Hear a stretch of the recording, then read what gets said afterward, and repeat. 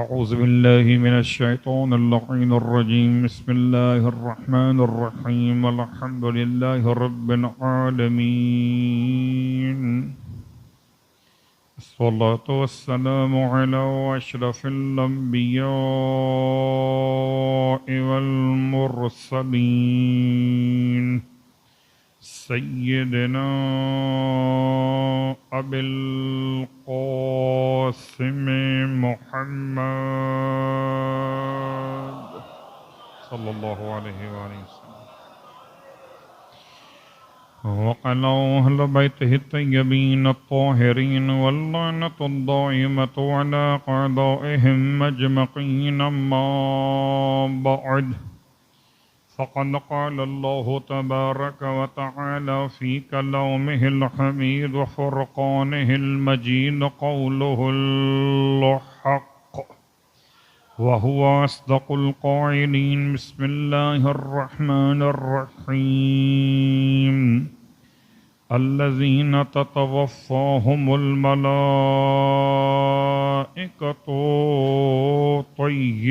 طيبين يقولون سلام عليكم ادخلوا الجنة بما كنتم تعملون صلوات پڑھے محمد والا.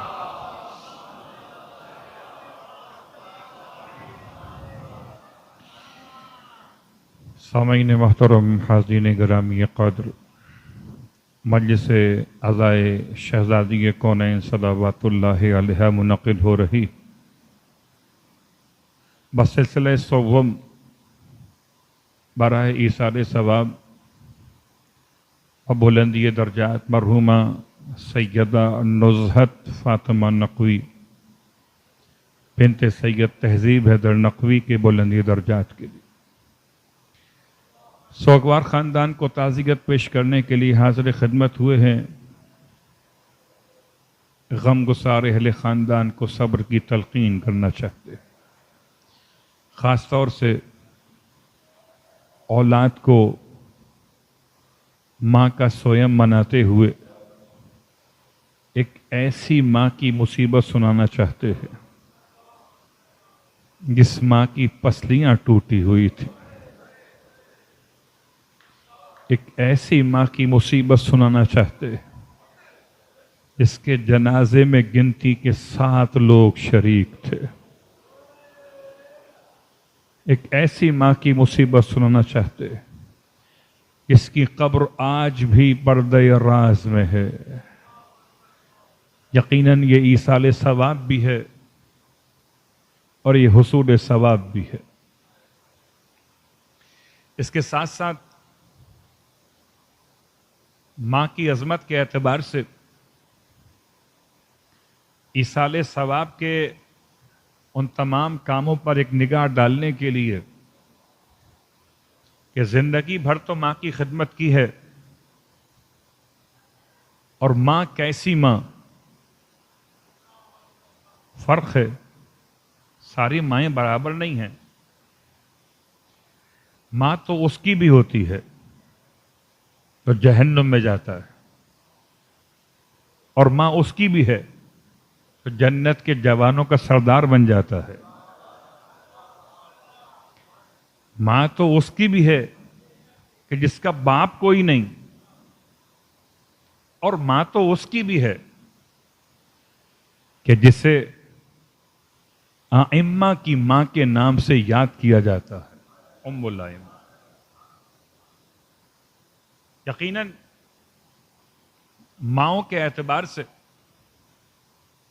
ایک جملہ آپ کی خدمت پہ اور عرض کر دوں کہ رب کی پہچان کا نام ماں ہے. خدا کی محبت کا عنوان ماں ہے. رزاق تو خدا ہے، وسیلہ رزق ماں ہے. اور یہ سمجھانے کے لیے کہ جس کی ماں نہ رہے تو پریشان نہ ہو، آج بھی ایسے افراد کے لیے زمانے کا امام مثل ماں ہے. یہ میں خود سے نہیں کہتا، یہ امام کا لقب مقدس ہے، الام الرؤوف۔ امام زمان اپنے چاہنے والوں کے لیے، اپنے زمانے والوں کے لیے اتنا قریب ہیں، اتنا مہربان ہیں، اللہ اتنا مہربان ہیں کہ جتنا کوئی ماں اپنی اولاد پر مہربان ہوتی ہے۔ تو کوئی مایوس نہ ہو، کوئی پریشان نہ ہو، ہاں آنسو ضرور بہائے کہ ماں کی میت پہ رونا سنت انبیاء ہے۔ ضرور ماں کو یاد کرے اپنی دعاؤں میں، کہ ماں کو یاد کرنا طریقہ قرآن مجید ہے۔ رب ارحمہما کما ربیانی صغیرا، یا ربنا اغفر لی ولوالدی، یا رب اغفر لی ولوالدی۔ تو ماں کو دعاؤں میں یاد کرنا طریقہ قرآن مجید ہے۔ اور چونکہ تھوڑا سا اس خانوادے سے ایک تعلق رہا ہے اور ابھی موجود بھی ہے، یقیناً قومی خدمات کے اعتبار سے یا مذہبی خدمات کے اعتبار سے یہ خانوادہ، مرحومہ کے شوہر کی بات کیجئے تو شبیہ ہے روضہ جناب زینب کبریٰ صلوات اللہ علیہا کی تعمیر میں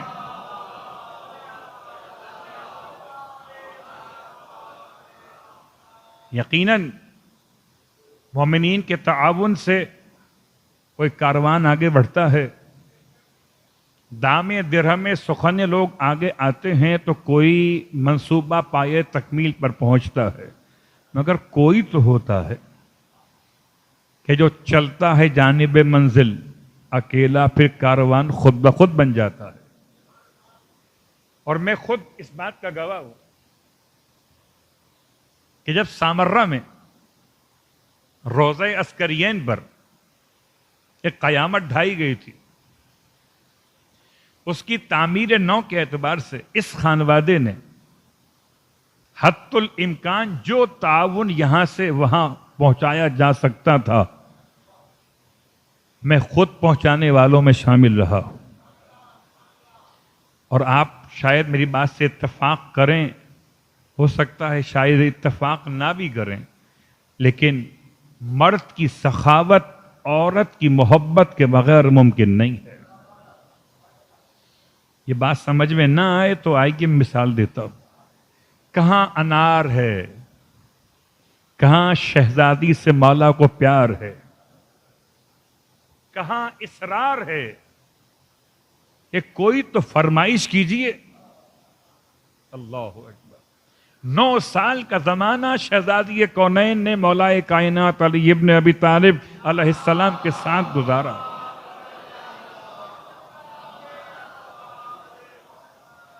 اور اس 9 سال کے زمانے میں شہزادی کونین نے مولا کائنات سے من حیث شریک حیات کوئی فرمائش نہیں فرمائی۔ مولا کا اصرار ہے، سیدہ علیل ہیں کہ شہزادی کچھ تو فرمائش بیان کیجئے، کسی کا دل کوئی آپ کے لیے پیش کیا جائے، کچھ دل چاہتا ہو کھانے کے لیے، پینے کے لیے۔ خواہش کا اظہار بھی کیا تو کمال ہے انار، یعنی جنت کی خواتین کی سردار اگر خواہش کرے تو جنت کے پھل کی، انار۔ اللہ اکبر۔ انار کی فرمائش کی ہے۔ اب ایسی شریک حیات کہ جیسی کائنات میں انبیاء کو نہ ملی، نہ انبیاء کو ملی، نہ اوصیاء کو ملی، نہ ائمہ کو ملی، جیسی شریک حیات مولائے متقیان کو ملی۔ اور پھر اصرار کے بعد وہ فرمائش کریں، اور فرمائش بھی ایسے زمانے میں جب انار کا موسم تقریباً ختم ہونے کو ہے، تو کہیں کہیں انار ہیں باقی ختم ہو چکے. آپ نے روایت کے اعتبار سے 2 انار یا 1 انار کہیں سے دستیاب فرمایا ہے. وہ انار کو لے کر جانب بیت الشرف چلے ہیں، جیسے کوئی شوہر اپنی شریک حیات کی فرمائش پر کچھ تحفہ لے کر چلے، سنت علی پہ عمل کرتا ہے. یاد رکھیے گا یہ سیرت کا واقعہ ہے. اگر میں یا آپ اپنی شریک حیات کے لیے کوئی تحفہ لے کر جائیں تو پریشان نہ ہوں. تحفے لے جانا سنت مولا کائنات. اللہ اکبر. آپ تحفہ لے کے چلے، راستے میں آپ کی ملاقات کسی بیمار شخص سے ہوئی. ہو سکتا ہے بیمار شخص وہی ہو کہ جو مولا کائنات کی شہادت کے بعد 3 دن تک بھوک کی حالت میں رہا،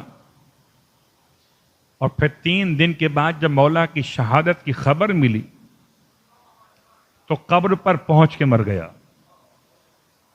آپ کو واقعہ ذہن میں آ گیا ہوگا کہ جس کو دونوں شہزادے بازوؤں سے تھام کے لے کے چلے تھے. کیونکہ امام کا معمول یہ تھا کہ آپ اس کی مزاج پرسی فرماتے تھے. آپ نے مزاج پرسی فرمائی تو غالباً یوں کہیے کہ اس نے ہاتھ میں انار دیکھ لیا، یا بیماروں کو انار راس آتا ہے. کبھی یہ سوچ کر بھی انار استعمال کیجئے، مگر انار ہو پیار کے ساتھ. الوات پڑھے محمد و آل محمد.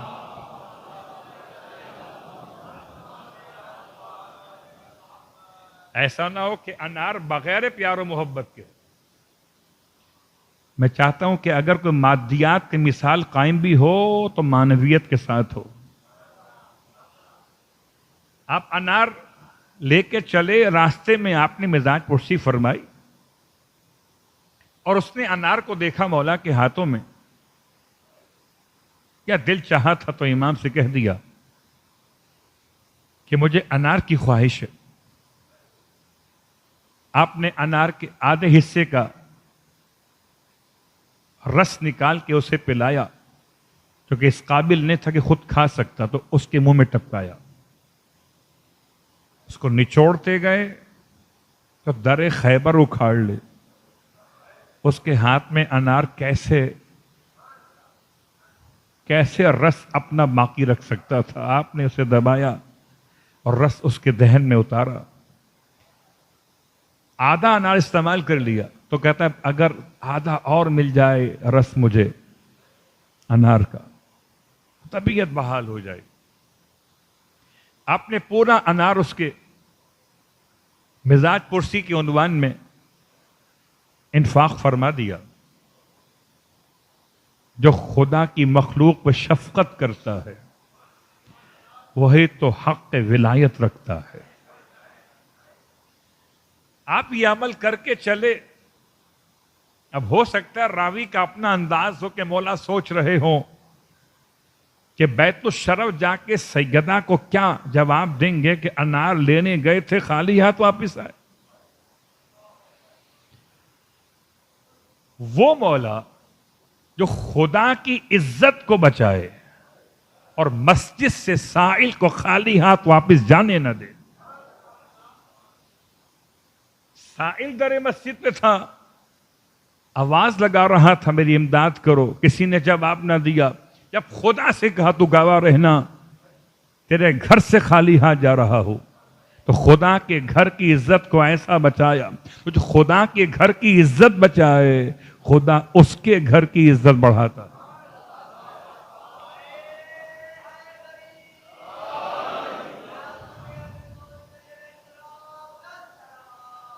اللہم صلی علی محمد و آلہ. بات واضح ہو رہی؟ خدا تو خدا ہے. جب سیدہ کسی کا ادھار نہیں رکھتی تو جو فاطمہ کا پروردگار ہے وہ کیسے کسی کا ادھار رکھے گا؟ اللہ اکبر. ابھی امام گھر پہنچے نہیں ہیں، اس سے پہلے دروازے پر دستک ہے. آنے والا کون ہے نہیں معلوم، مگر جو آیا ہے وہ خالی ہاتھ نہیں آیا. ایک پورا خوان نعمت ہے، ایک بڑی ٹرے سمجھیے، تھال سمجھیے، آج کے زبان میں ٹوکری سمجھیے، پھلوں والی ٹوکری پوری انار سے بھری ہوئی ہے، اوپر سے پوچھ رکھا ہوا ہے، اور خدمت شہزادی میں یہ تحفہ پہنچا دیا گیا. امام گھر میں داخل ہوئے، سلام فرمایا. جب کبھی آپ اپنے گھر میں جائیے تو یاد رکھیے سلام سے پہلے بات کیجئے تو پھر امام آپ سے ناراض ہو سکتے. یہ میں نہیں کہتا امام کے اپنے جملے. اگر کوئی سلام کرنے سے پہلے تم سے بات شروع کر دے، فلا تجیبوہ، اسے جواب مت دینا. کس کا فرمان ہے؟ مولا امام حسین علیہ الصلوۃ والسلام.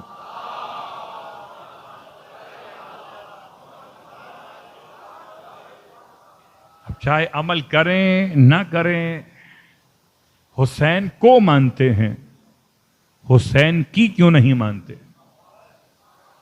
امام فرماتے ہیں سلام سے آغاز کرو. تو اپنے گھر میں امام پہنچے، اگر امام سلام کر رہے ہیں تو غلام سلام کیوں نہیں کرتے؟ آپ نے اپنے گھر پہنچ کے سلام فرمایا. شہزادی کونین نے سلام کا جواب دیا. آپ نے مشاہدہ فرمایا کہ شہزادی کے سامنے اناروں کا پورا ایک طبق رکھا ہوا ہے. آپ نے ارشاد فرمایا شہزادی سے کہ یہ کہاں سے آئے؟ کہ یہ دروازے پر کوئی دے گیا ہے، آپ نے بھجوائے ہوں گے. امام نے سجدہ شکر کیا. خدا اتنا نقد دیتا ہے کہ ادھر ایک انار تھا، یہاں پورا اناروں کا طبق ہے. اس کے بعد امام فرماتے ہیں کہ حق بات تو یہ سیدہ، بہت غور کیجئے گا. ہو سکتا ہے ہم اور آپ اپنی فیملی سے اس طرح کی کچھ سچائی بیان کرتے ہوئے گھبرائیں. میرا موضوع یاد رکھیے گا کہ بغیر گھر کے خواتین کے کوئی انسان اتنا سخی نہیں ہو پاتا عام طور سے. اگر گھر کی خاتون اس کی سخاوت میں رکاوٹ بن جائے تو پھر یا تو جھوٹ بول کے سخی بنے گا، سچا سخی کم بنے گا جب گھر کا ماحول ایسا بنے گا. آپ نے ارشاد فرمایا سید حق بات یہ ہے کہ انار تو میں نے راہ خدا میں انفاق کر دیا تھا. یہ انار خدا کی طرف سے آئے. سلام ہو خاتون جنت پر، ناراض نہیں ہوئی. آج کی کوئی ہماری بہو بیٹی ہو، اچھا یہ وہ انار نہیں ہے، یہ وہ انار نہیں جو آپ لائے تھے میرے لیے. اتنی پہچان تو ہو میری بیٹی اور بہو کو کہ انسانوں کا لایا ہوا انار اور ہے، خدا کا بھیجا ہوا انار اور ہے. شہزادی ناراض نہیں ہوئی. اب آپ نے شکر خدا کا سجدہ کیا کہ پروردگار تیرا شکر ہے، تو نے ایسا شوہر عطا کیا ہے. اللہ اکبر. تو میں کیونکہ اپنے ہاتھوں سے اس امانت کو سامرہ کے روزہ ہائے معصومین کی تعمیر کے عنوان سے پہنچا چکا ہوں اس خانوادے کی طرف سے، تو میں یہ بات بیان کر سکتا ہوں. اس کے ساتھ ساتھ ایک مثال آپ کی خدمت میں اور، کہ ماں کا تربیت کا انداز کیسا ہونا چاہیے. سب سے مشکل کام ہے سب سے مشکل کام ہے انسان کے لیے نماز پڑھنا نہیں. نماز پڑھنے میں خرچ کچھ نہیں ہوتا. صلوات پڑھے محمد و آل محمد. کیا فرق ہے؟ کیا مشکل ہے؟ روزہ نہیں. روزے میں تو انسان سلیم ہو جاتا ہے نا, ڈائٹنگ ہو جاتی ہے. سب سے مشکل کام ہے انسان کے لیے مالی واجبات کو ادا کرنا. خدا نے مجھے صلاحیت دی اور میں نے کمائے 100 روپے یا میں نے بچائے 100 روپے, کمائے نہیں بچائے, اس بچائے ہوئے 100 روپے میں سے اب مجھے مالی واجبات کو ادا کرنا ہے. سب سے مشکل کام یہ ہے. اور اس خانوادے کے مرحومہ کی بیٹے کی مثال بیان کر رہا ہوں جو اپنے مالی واجبات کو اس انداز سے ادا کرتا کہ واقعاً اگر ماں بخیل ہوتی اولاد بھی بخیل ہوتی. ماں کریم ہے, اولاد میں انداز کرم ہے. اللہ اکبر. یہ صرف اس لیے آپ کی خدمت میں باتیں شیئر کی گئیں کہ اب جانے والی جا چکی.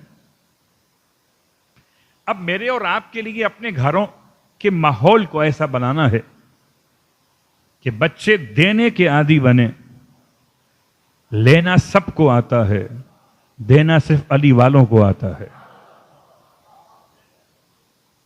مولائے کائنات علی ابن ابی طالب علیہ الصلوۃ والسلام کے چاہنے والوں کو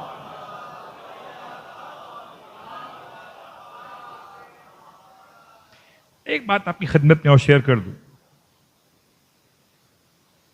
ایصال ثواب کی مجلس سے پڑھتے پڑھتے بوڑھا ہو گیا. میں نے اس مجلس کے لیے جس آیت کا انتخاب کیا وہ آیت میں ہر مجلس کے لیے ایصال ثواب کی انتخاب نہیں کرتا. شاید آپ پوچھیں کہ ایسا کیوں ہے, تو میں خدا سے رہنمائی لیتا ہوں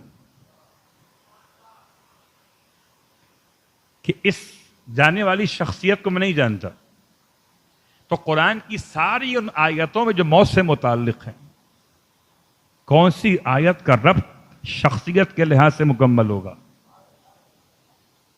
تو سورہ نحل آیت نمبر 32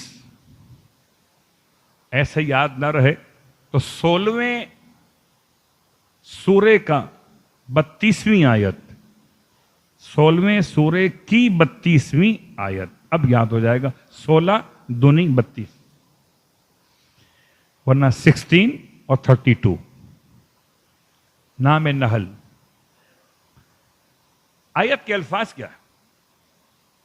صلوات پڑھ لیں محمد و آل محمد.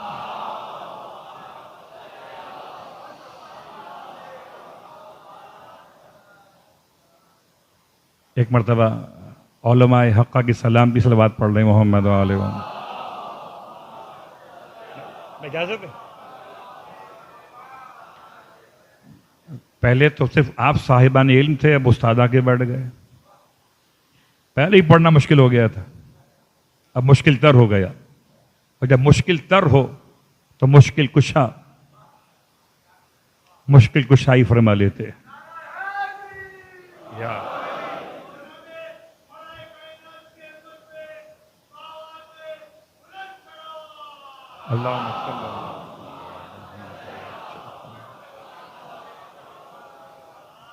جس آیہ وافی ہدایہ کو سرنامہ کلام میں منتخب کیا اس پورے سلسلے گفتگو کو اس سے مربوط کرتے ہوئے کیوں کیا, بات آپ تک پہنچ گئی. الفاظ آیت کا ترجمہ کیا ہے؟ الذین تتوفاہم الملائکۃ طیبین. ملائکہ روح قبض کرنے کے لیے آتے ہیں ان کے پاس جو ہیں متقین, پچھلی آیت کے ریفرنس کے اعتبار سے. اور یہ متقین اس وقت قبض روح میں طیب رہتے ہیں. بہت تفصیل کا تو وقت نہیں ہوتا، صرف اشارہ آپ کی خدمت میں بیان کروں. بہت ساری لوگ دعائیں مانگتے ہیں موت کے حوالے سے کہ خدا کرے چلتے پھرتے موت آئے، بستر پر لیٹ کے موت نہ آئے، ایسی موت آئے کہ بالکل بغیر تکلیف کے موت ہو، جیسے آنکھیں بند کیں اور اوپر چلے گئے. یہ ساری دعائیں آپ کی میری سوچ کے مطابق ہو سکتا ہے صحیح ہوں، روایت کے لحاظ سے شاید ناقص ہوں. شاید کا مطلب اس لیے کہ نہ یہ دیکھیے کہ موت بستر پہ آئی کہ روڈ پر آئی، نہ یہ دیکھیے کہ موت مشکل سے آئی کہ آسانی سے آئی، یہ دیکھیے کہ موت آئی تو آیا اس طرح سے آئی کہ حالت موت میں نہ تو شک تھا، نہ شبہ تھا، نہ شرک تھا، نہ کفر تھا تو خدا کی توحید کا یقین تھا، پیغمبر کی رسالت پہ اطمینان تھا، چونکہ سامنے مولا کی زیارت کا عنوان تھا. اسی بات کو لے کر طیبین کہا گیا، الذین تتوفاہم الملائکۃ طیبین یقولون سلام علیکم. یہ سارے فرشتے جب آتے ہیں ایسے متقین کے پاس کہ جو وقت وفات طیب رہتے ہیں، زبان پر کلمہ طیبہ ہو، دل میں محبت شجرہ طیبہ ہو، تو شاید طیبین کا عنوان اور سمجھنا آسان ہو جائے. اب یہ آ کر کیا کہتے ہیں؟ یقولون سلام علیکم. جو وفات دینے آئے تھے وہ سلام کر رہے. پھر وفات کہتے کسے ہیں؟ سلام سلامتی سے ہے، موت عدم سلامتی کا نام ہے. پھر کہاں رہ گئی موت عدم سلامتی؟ یہ تو پلٹ گئی شہادت میں کہ ہو گئی سلامتی. سلام علیکم، سلام کیا فرشتوں نے، اور سلام کرنے کے بعد اگلا جملہ کہا ادخلوا الجنہ، جنت میں داخل ہو جاؤ. اب اس بات کو سمجھانے کے لیے کیا فوراً جیسے ہی روح قبض ہوتی ہے کیا جنت میں داخل ہو جاتے ہیں؟ صلوات پڑھیں محمد و آل محمد.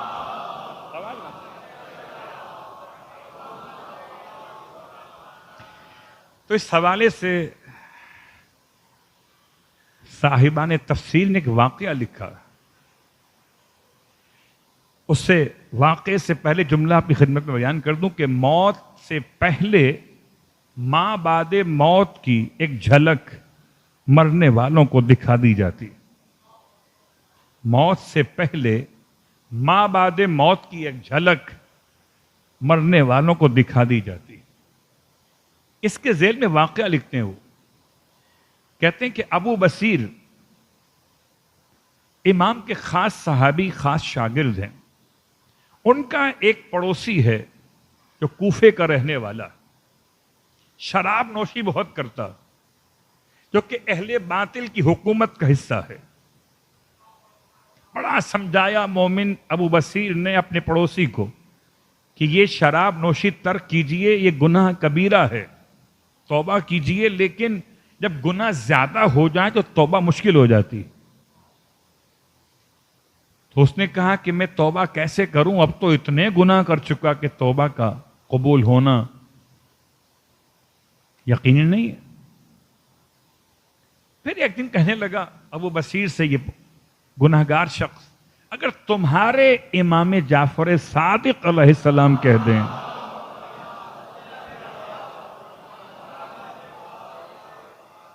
یعنی وہ اگر ضمانت لے لیں کہ میں یہ گناہ چھوڑ دوں تو وہ میری جنت کی ضمانت قبول فرمائیں تو میں یہ چھوڑ دوں. ابو بصیر امام کی خدمت میں جب پہنچے، امام کی تذکرہ فرمایا. امام نے شفقت فرمائی، کہنا کہ کہ جعفر ابن محمد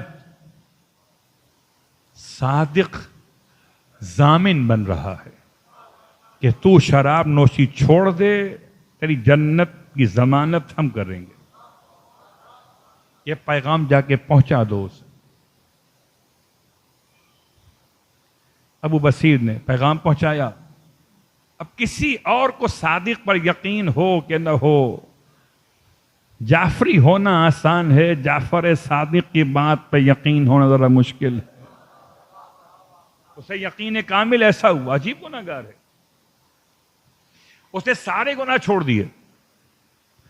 ابو بصیر کہتے ہیں میں اس سے ملنے پہنچا ایک روز اس پورے واقعے کے بعد، تو اس قدر وہ غربت کا شکار ہو چکا تھا کہ اس کا اوپر کا لباس جو پہن کے باہر آ سکتا تھا وہ نہیں تھا. تو شرم کے مارے وہ اپنے گھر سے باہر سامنے نہیں آیا. پوچھا ابو بصیر نے کیا بات ہے؟ کہ ابو بصیر جس جس کا حق تھا میرے گھر میں آیا ہوا سب نکال دیا، حتیٰ کہ تن کا لباس بھی دے دیا ہے. طبیعت خراب ہوئی اس شخص گناہ گار کی. ابو بصیر کہتے ہیں میں اس کے سرہانے پہنچا. وقت نزع ہے، آنکھیں بند ہو رہی ہیں، موت قریب آ چکی ہے. الفاظ کیا ہیں کہ موت سے پہلے ماں بعد موت کا منظر دکھا دیا جاتا. اچانک مرتے مرتے اس کی آنکھ کھلی اور ابو بصیر کو دیکھ کر کہا قد وفا صاحبوں کا لنا. ابو بصیر تمہارے صاحب نے جو وعدہ کیا تھا وہ پورا کر دیا ہے. ابھی مرا نہیں ہے. آیت سمجھ لیں کہ فرشتے کہتے ہیں ادخل الجنہ. روایت سمجھ لیں کہ مرنے سے پہلے ضمانت جنت کی وفا وعدہ کی بات کیسے کر رہا ہے؟ کچھ دیکھا تھا تو بول رہا ہے کہ تمہارے صاحب نے وعدہ پورا کر دیا. انتقال ہو گیا. ابو بصیر جب مدینے پہنچے امام کی خدمت میں اور جیسے سلام عرض کیا، امام نے سلام کا جواب دے کے فرمایا ابو بصیر ہم نے جو تمہارے دوست سے وعدہ کیا تھا پورا کر دیا. اللہ اکبر. اب بات واضح ہو گئی. ادخلوا الجنت بما کنتم تعملون. بس گفتگو یہاں تک مکمل ہو گئی. یہ بات یاد رکھیں کہ ہر مرنے والا اپنے مرنے سے پہلے اپنے مرنے کے بعد کے حالات کا مشاہدہ کر لیتا ہے. اس لیے موت تکلیف دہ ہوتی ہے. اسے بات کا منظر دکھائی دے تکلیف والا، اور جس سے موت کے بعد کا منظر دکھائی دے راحت والا، تو اس کی موت اور راحت کی حالت میں ہوتی ہے. اور یہ ایک مومنہ کا ایصال ثواب. کس طرح بیماری کے مسائل تھے، وہ اپنے مقام پر بڑی دعائیں ہوتی رہی، بستر پہ وقت گزارا. سوچتا ہوں کہ ایک رات کا بخار اگر انسان کے 1 سال کے گناہوں کا کفارہ بن جاتا ہے، تو جو بستر پہ کئی راتیں گزارے اس کے لیے کیا درجات کی بلندی ہوگی. رضن بقضائہ وتسلیما لامرہ. مگر خدا کے سامنے شکوہ نہیں، شکر ادا کرنا چاہیے. اگر بیماری انسان پر آئی ہو تو علاج کرے، شکوہ نہ کرے، اور خدا سے کہے کہ اس بیماری کے ذریعے خدا میرے گناہوں کی مغفرت کا سامان کر دے. تو بیماری بھی ہو جائے گی، گناہ بھی مٹ جائیں گے. وہ بیماری خطرناک ہے جو بیماری بھی ہو گناہ بھی معاف نہ کیے جائیں. بس عزیزان گرامی قدر، میں پرسہ پیش کرنا چاہوں گا. شریک حیات کے سویم مشرف نقوی صاحب کو واقعاً دل کی بات کرنے کے لیے جو خدا نے رشتہ قائم کیا تھا سبب کے نام سے، اب اس کا جنازہ اٹھایا جا چکا۔ ایک بات تو ہے کہ آپ نے اپنی شریک حیات کا جنازہ اٹھایا، لیکن مظلوم تو نہیں ہے۔ ہائے امیر کائنات، ایسا جنازہ تو کائنات میں اٹھا ہی نہیں ہے کہ جو سیدہ سے زیادہ مظلوم ہو یا مولائے کائنات سے زیادہ صبر کرنے والا کوئی شخص ہو۔ اس لیے سب سے سخت جملہ اس پورے جنازے کے ماحول میں علماء کہتے وہ وقت تھا جب فضا روتی ہوئی آئی ہیں اور آ کے فرماتی ہیں مولا سے، مولا ایک مسئلہ معلوم کرنا۔ امام فرماتے ہیں فضا کہو کیا بات پوچھنا چاہتی ہو؟ فضا کہتی ہیں مولا سے، مولا اتنا بتا دیجئے اگر بدن کے کسی حصے پر پانی نہ پہنچ پا رہا ہو تو کیا کرنا چاہیے؟ یہ مسئلہ غسل سے متعلق تھا۔ امام نے کلیجہ تھام کے فرمایا فضا کھل کے بتائیے ہوا کیا ہے؟ فضا کہتی ہے مولا سے، مولا شہزادی کا ایک ہاتھ پہلو پر ایسے رکھا ہوا ہے، ہم نے اٹھانے کی بڑی کوشش کی مگر اٹھایا نہیں جا رہا۔ امام خود شریک غسل و کفن ہے، وصیت فاطمہ زہرا کے مطابق میرا مولا قریب آیا، سیدہ کے ہاتھ کو اٹھانا چاہا۔ رونے والوں، کائنات میں دو ہی موقع تھے جہاں ہاتھ رکھ کے زخم چھپائے گئے، یا کربلا میں بوڑھے باپ سے اکبر نے زخم جگر چھپایا، یا مدینے میں رسول کی بیٹی۔ امام نے ہاتھ کو اٹھانا چاہا مگر ہاتھ اٹھانے میں کامیاب نہ ہو سکے، روتے جاتے تھے، فرماتے تھے اے رسول اللہ کی بیٹی، آپ کو آپ کے بابا کے حق کی قسم دیتا ہوں، ہاتھ اٹھا لیجئے تاکہ پانی پہنچا دیا جائے۔ اب جو ہاتھ اٹھایا گیا پسلیاں ایسے ٹوٹی ہوئی تھی کہ مولا کی چیخیں بلند ہو گئی، واہ مصیبت، واہ محمد۔ رونے والوں بچوں کو ماں کی جدائی کا پرسہ دینا ہے نا، بس یہ جملہ یاد رکھیے۔ ابھی ذاکر اول بیان کر رہے تھے شہزادی جناب سیدہ کی ماں کے جنازے کا واقعہ۔